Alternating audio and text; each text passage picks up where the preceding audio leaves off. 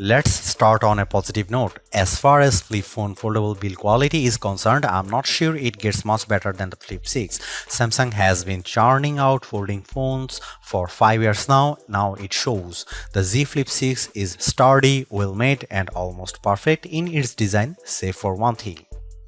I love that Flip 6's aluminum frame is now matte instead of glossy like it was on the Flip 5, but the flatter sides and sharper edges don't feel nearly as comfortable. I don't like the glossy frame on the Motorola Razr Plus 2024, for example, but I also find its rounded edges and frame much nicer to hold.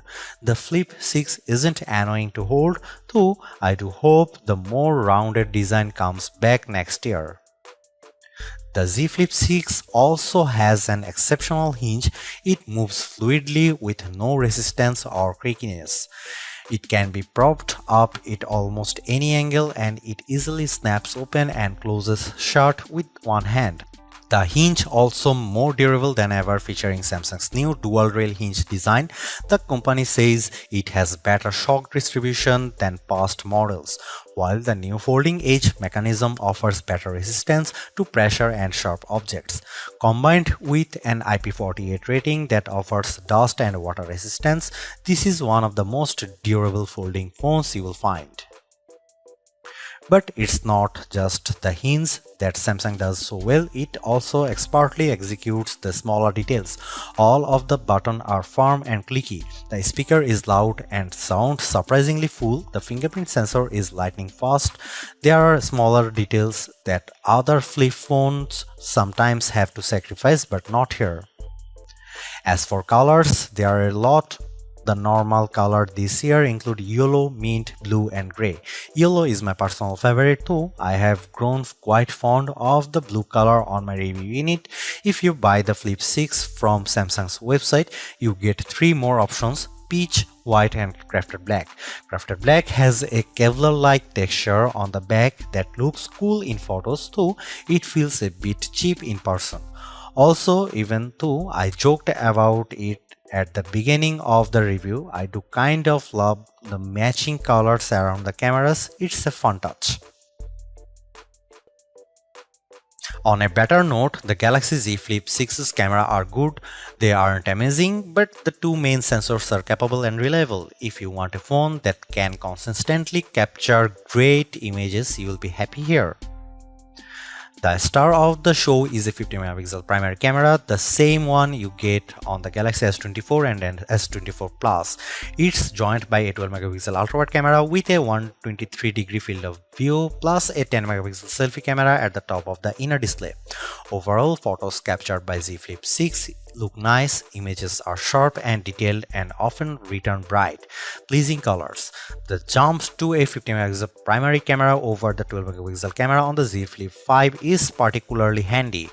Not only do a standard 1x photos look sharper, but digital zoom on the Flip 6 is also very usable.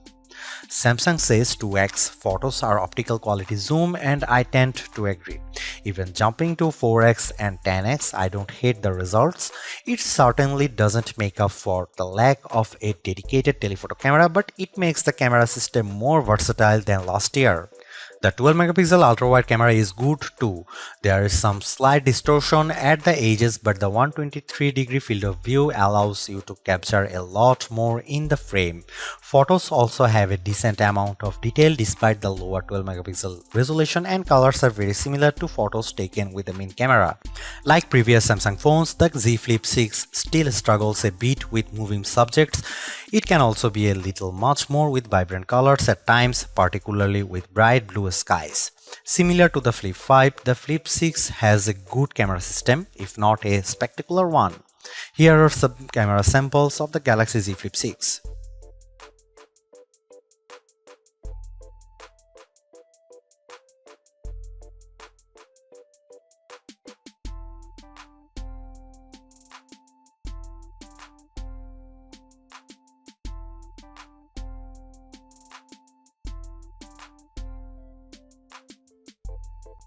Take a look inside the Galaxy Z Flip 6 and you will find a Qualcomm Snapdragon 8 Gen 3 chipset, the exact same one you get on the Galaxy S24 and S24 Ultra. It also comes equipped with 12 GB of RAM and 256 GB or 512 GB of storage, a welcome increase from the 8 GB of RAM on the Flip 5. As expected, the Galaxy Z Flip 6 performs exceptionally.